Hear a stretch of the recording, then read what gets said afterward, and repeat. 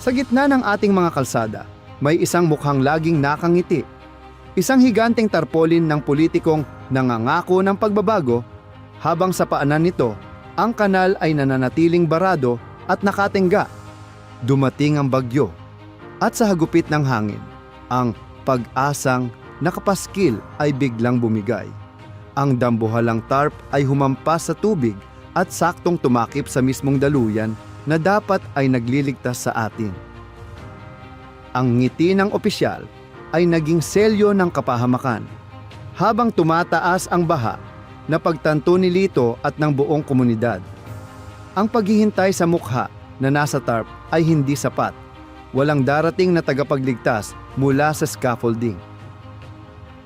Sa bawat hila ng lubid at pagkakaisa ng mga kapitbahay, napunit ang plastik na maskara.